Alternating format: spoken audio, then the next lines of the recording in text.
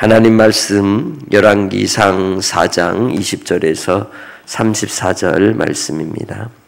유다와 이스라엘의 인구가 바닷가에 모래같이 많게 되매 먹고 마시며 즐거워하였으며 솔로몬이 그 강에서부터 블레셋 사람의 땅에 이르기까지와 애굽 지경에 이르기까지의 모든 나라를 다스림으로 솔로몬이 사는 동안에 그 나라들이 조공을 바쳐 섬겼더라.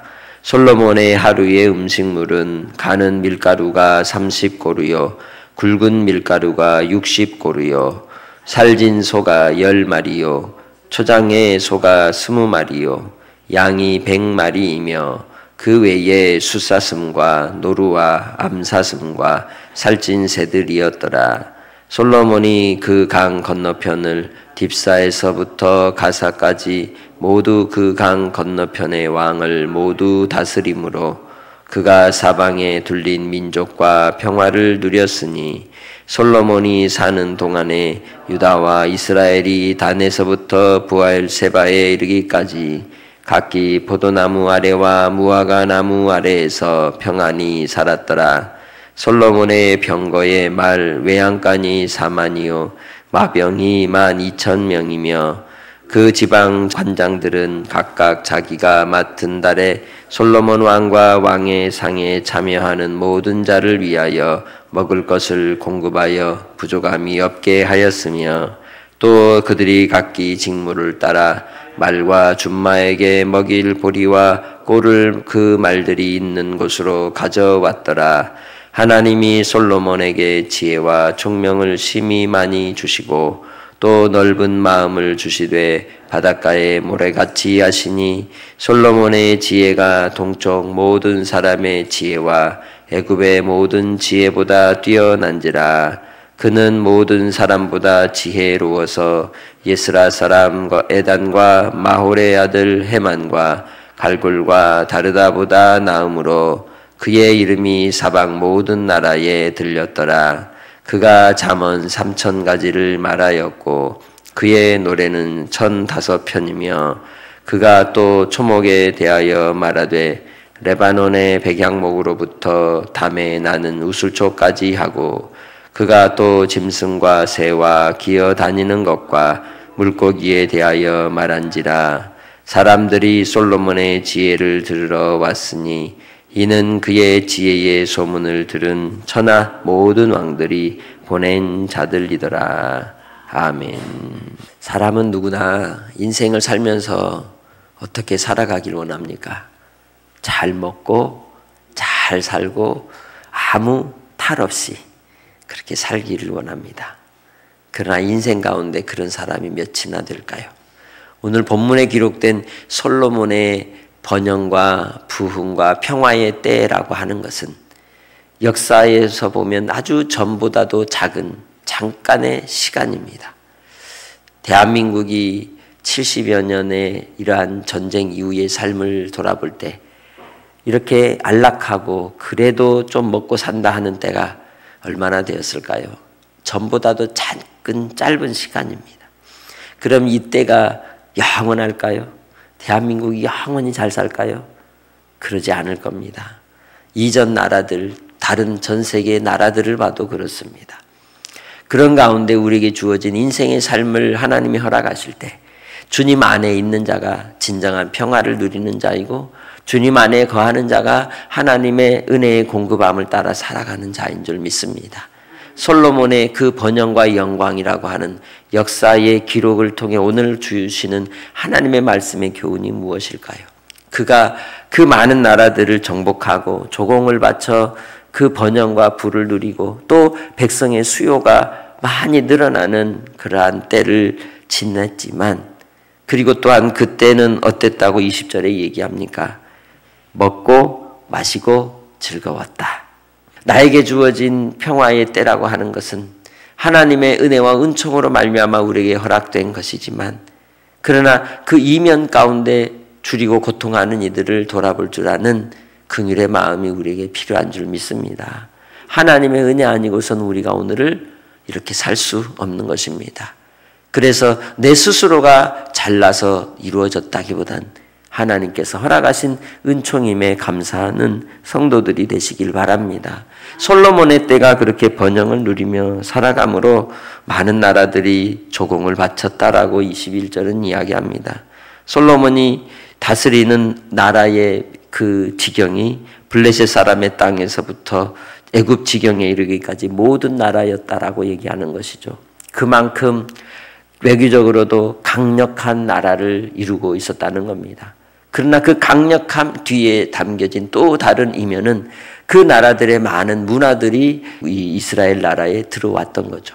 그 이스라엘 나라에 들어오는 문화들로 인하여 백성들이 즐거움을 누리지만 즐거움 뒤편에는 점점 하나님을 향한 경외와 섬김이 혼합이 되고 무너져 갈 수 있는 계기도 마련이 된다는 거죠.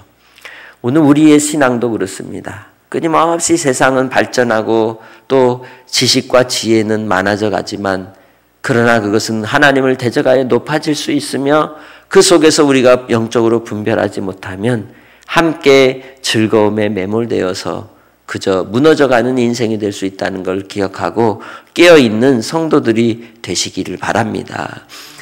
잘 나갈 때 그래서 뭐 해야 돼요?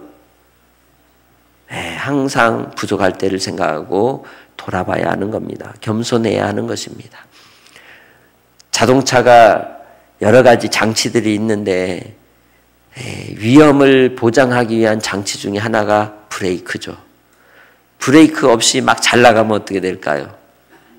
끝나버리는 겁니다. 죽음이 오는 겁니다. 솔로몬이 그러했습니다. 오늘 본문에 기록된 이 번영과 영광은 그가 하나님께 구하였던 겸손함을 따라서 듣는 마음을 구하고 지혜를 구함으로 하나님이 주신 은혜이지만 그것을 끝까지 지키지는 뭐했다? 못했다는 거죠. 우리의 믿음이 끝까지 지키는 신앙으로 하나님 앞에서는 은혜가 여러분 안에 있으시기를 바랍니다.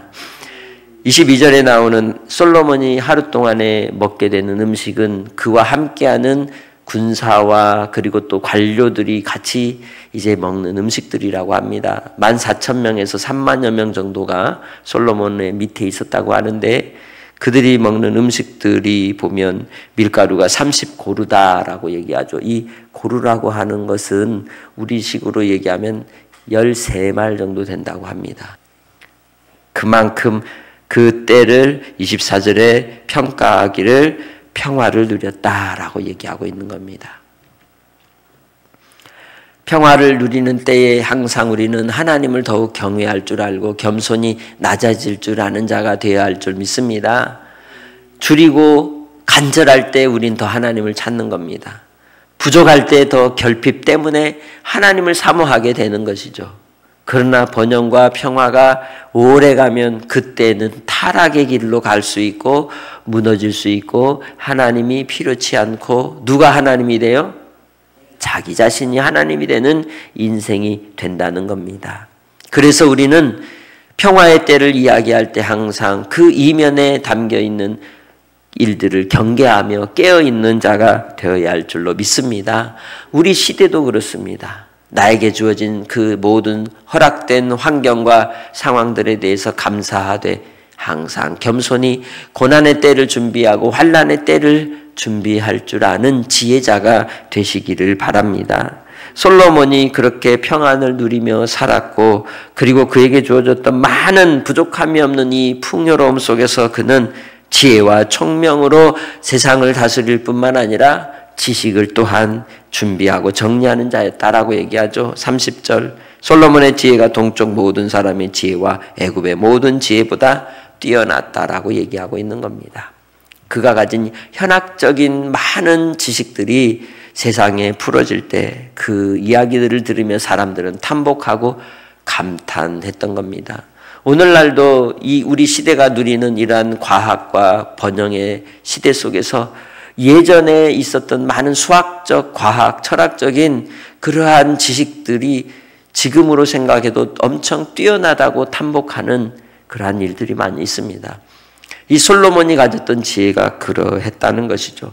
그러 말미암아 준비되었던 그 많은 것들을 32절에 잠언이 3,000가지이며 그의 노래가 1,005편이고 그리고 또한 그가 33절부터 이야기하는 모든 자연과학의 이야기들로 기록되어 있었다라고 얘기하고 있는 겁니다.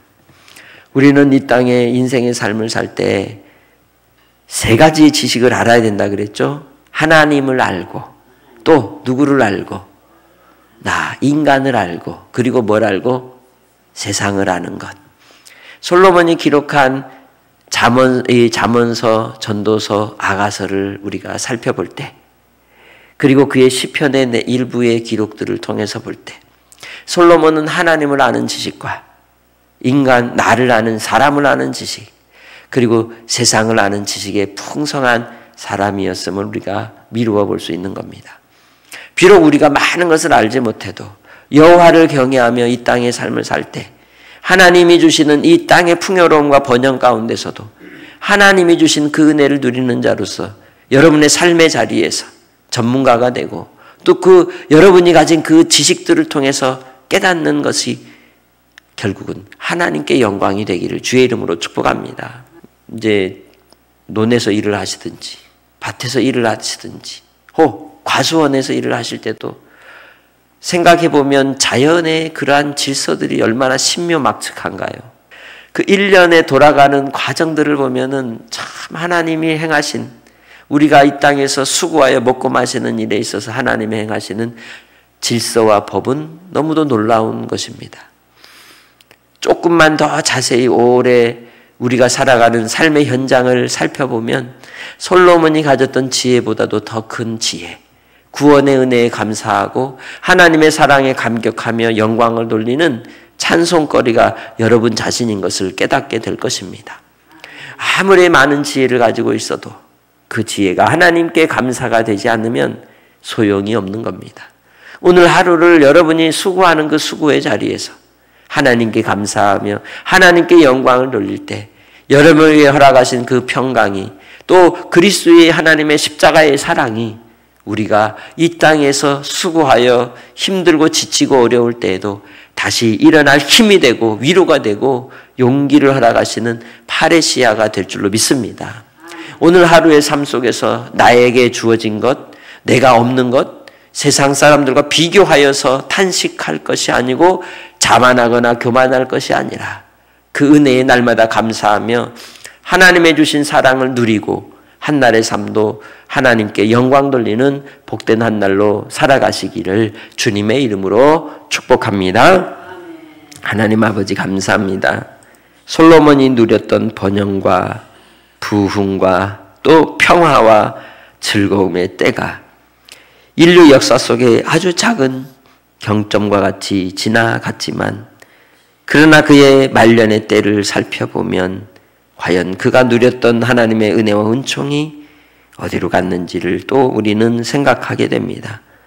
하나님 아버지, 나 자신의 삶도 각 개인의 삶의 자리에서 하나님의 주시는 하나님을 아는 지식과 또 나 자신을 어떤 인생인지를 깨닫고 하나님께 회개하며 주님께도 가까이 나아가는 겸비하는 자가 되게 하여 주셔서 우리에게 허락하신 이 평화의 때를 통해 항상 영원한 하나님의 나라를 더 간절히 사모하는 자가 되게 하시고 아무것도 가지지 않은 자처럼 살게 하시고 더 겸손히 자신을 제어하며 인생의 브레이크를 잘 사용할 줄 아는 삶이 되게 하옵소서. 오늘도 주님, 내게 주어진 삶의 자리에서 하나님의 신비로운 섭리와 법칙과 또 하나님의 손길을 깨달을 때마다 감사하며 영광 돌리는 한날이 되게 하시고 주님으로 인하여 즐거워하게 하시고 주 안에서 항상 기도하며 하나님만 바라보는 인생들이 다 되게 하여 주옵소서. 오늘도 주님의 그 크신 사랑에 감사하옵고 하루의 삶을 아버지께 의탁하오며 예수님의 이름으로 기도합니다. 아멘.